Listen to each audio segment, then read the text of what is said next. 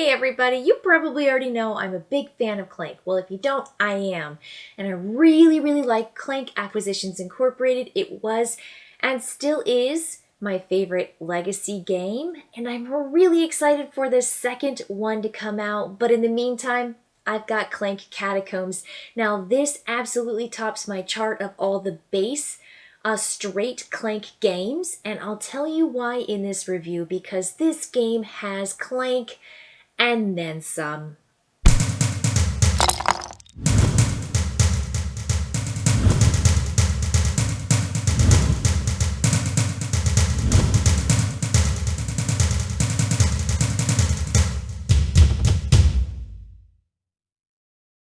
So the Clank that you know and are familiar with, absolutely, you've got your deck builder. So everyone starts off with the same burgle, stumble, scramble, and sidestep cards that you're familiar with that give you those movement points, that give you the buy power, and also give you just a little bit of fight, because you're going to be fighting goblins and monsters. You're going to be acquiring all these different treasure and just really cool item cards. But your goal is to get an artifact and to escape back to the safe zone before this monster eats up all of your health points because you've made way too much noise gathering all the treasure. I love the system. I love the way this game works. And the really cool thing about Clank Catacombs is that there are additional like mechanics, and the main one is the board. Where's the board? The board doesn't exist. Take a look at this. This is your starting tile, and if you ever make it back home, you're going to get a mastery token for 20 victory points. Hopefully that happens. But the way it's balanced is you've got 6 of these purple tiles, and you're going to shuffle 2 out, and you're going to play with 4 and put them on the top, and these are the depths tiles. These tiles are the deep dark, who knows what's down here. So these prevent the depth cards from kind of stopping players at the very beginning from playing and getting kind of stuck somewhere. But you're going to reveal a tile when you are on a space that essentially goes out. So this is going to be the very first opportunity that players get to explore into a tile area, and you will build the catacombs every single game unique, and it's going to be amazing. You also are going to add cards to your deck and just play deck builder style. So I'm going to shuffle up my cards and I'm going to see what I get because there are a couple more added elements here that I think are really cool. So I deal myself 5 cards. I'm going to take a look at my 5 cards. I've got 2 stumbles, a scramble, and 2 burgles.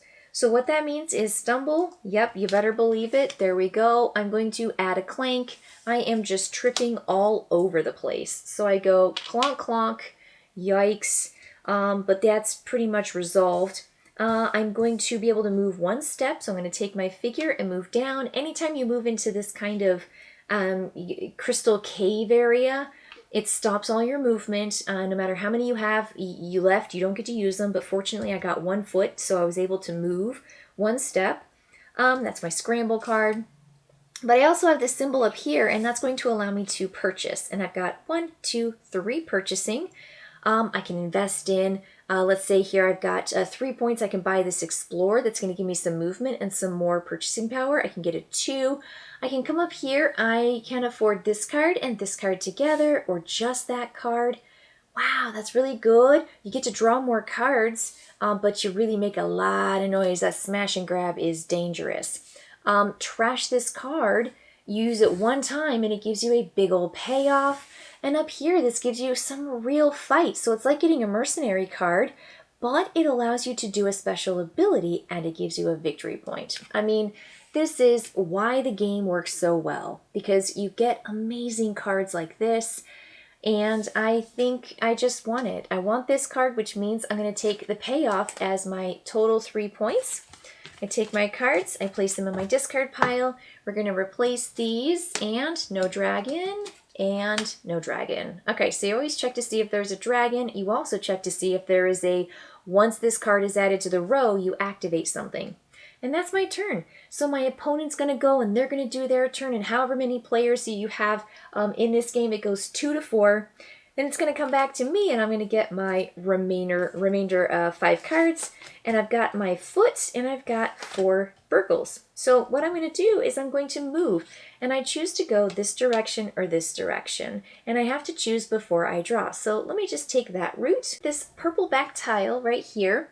And I'm going to flip it over, and it's going to give me a whole bunch of different routes and opportunities, monsters along the way, locked rooms, great places for some secret treasures, and a crystal cave room. So let me take a look at this. I'm going to put it, can I go here? I am not going to be able to fight that monster, but I could just take a noise and add another clink to the room so I can get into that crystal cave with my 1 step, because I started here and I want to go 1. Or I could turn it around and, well, I can't get into that room. Let's see here. I can't get into the room that way, and I can't do that. So, golly, I wish I'd gone the other direction. If I'd gone on this side, I could have used one of my locks, which, yeah, you have a lock right there. You can put your locks down. That's brand new in this game. And I could have gotten into that space, but I think I'm just going to go here, and I'm going to move into this room, and you're not allowed to move into a room if you can't. You can't position a tile flush with the other tile if you can't actually go there. So that means I'm a little noisy because I can't fight him off with one of my swords, add another clank, but I will stop my movement, and that's okay because I have no more movement, and I'll take one of these smaller question marks, these guys. Let's see what I get. Oh gosh, it's the worst one for early in the game. It moves up the dragon so that he now draws more faster, and then I get 3 points at the end of the game. And you've got to make sure you turn that over right away and you actually do it. So that was my movement, and now I have 4 purchasing power, so I'm going to take a look up all this stuff up here. I can get that 3 for a bard. Gives me clank, but if I make a lot of clank, I'm able to heal, and it also gives me 2. That's so good. This one just gives me another footstep. Yeah, let's get this shadow walk for 2, and then I'll get a mercenary to supplement for the 4. That's it. So that is, of course, your basic Clank game. We're all familiar with that. So a couple of the features that you're going to see here in this game is you're going to see these locked things, and you're going to see these treasure icons. I'm just going to get a couple of these basic tiles out. I'm going to put them out here. So obviously you're going to have your market that you're familiar with up here. Healing spaces, yes, you want to make sure that you heal. I'm going to be putting my QBs out here once they get drawn, so that'll give you a chance to heal those markers. You're going to use these locks to get through particular doors. Like if that's locked, it goes down and it stays unlocked, or you're going to have a chance to get into spaces. Let me show you this space right here. This is locked right there, and if you put a lock on it, you're going to do this, and it's going to allow you to gain a major secret. So earlier I gained a minor secret. This one allows you to gain one of those major secrets, and that is 5 purchasing power.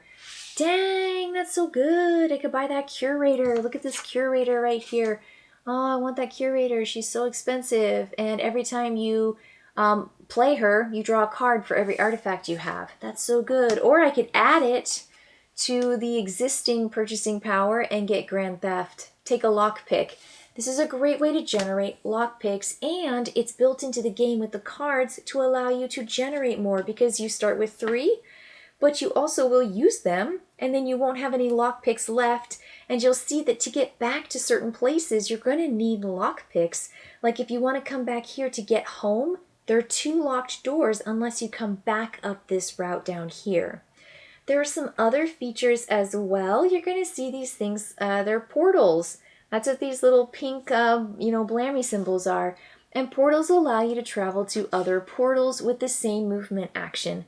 That is new and exciting. And the other thing you're going to see down here too is this symbol.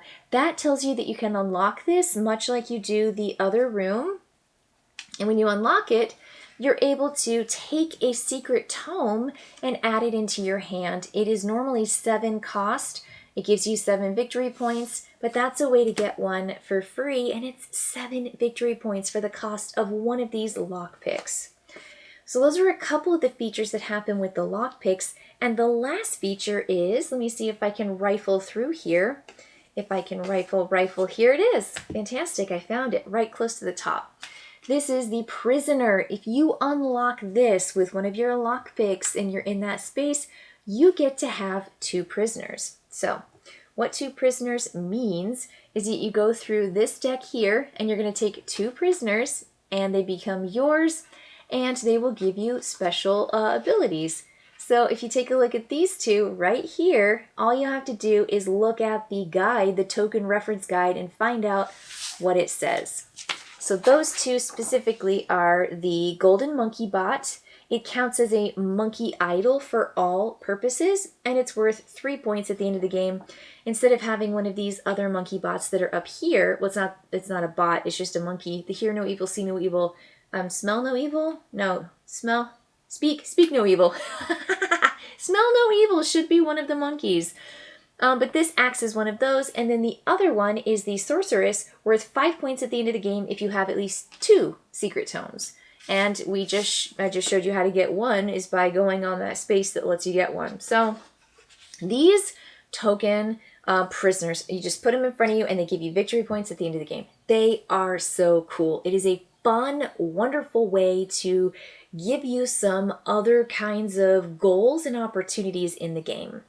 Now the thing with the artifacts is the artifacts are going to start stacked up and they're going to start low. And so when you go to a place that allows you to acquire an artifact, do you take the top one or do you pass and you say no? And the artifacts are just going to keep getting higher and better. So there's no specific place that you go to get the 20. You actually just have to wait for other players to go through or for you to find a special way to kind of cut the line and get through those artifacts a little bit faster. So that's another really, really cool feature of this specific Clank with Clank Catacombs. Another new thing is haunted tiles. So let me look for a haunted tile. You've got, here it is. It says at the very top. So this haunted tile, you see this symbol right here. What it's going to do is it's going to add one of these white cubes to the Clank area that's going to be added to the draw bag. And when it's drawn, everybody takes a damage. And so you don't want those white cubes to be in there, and it's really scary, and I love it because there are 5 of those white cubes that you're going to have that you're going to play into the bag. And of course, when you draw, yes, you take all the cubes, add them in here. There are already black cubes in here, so let's replace this card. It wasn't a dragon, but let's say, it was one of these dragons, right? So if I turn this card over, and I see that right there, that means I'm going to have a dragon attack. We're going to pick up all the cubes. That player is going to draw where the dragon is on the space, and we're going to draw 3 of them. And it was green, black, black, so I put my green one there, put the black ones over there, and then we're going to leave our bag, and hopefully next time I'm able to heal this and not get as many in there, which, that's crazy. Oh, there was a haunted tile right there. I should have done it when I played that tile out, but I was so excited about moving into this space right here. There's also another thing. There's so many really, really wonderful things. There is a thing called a shrine. Here it is.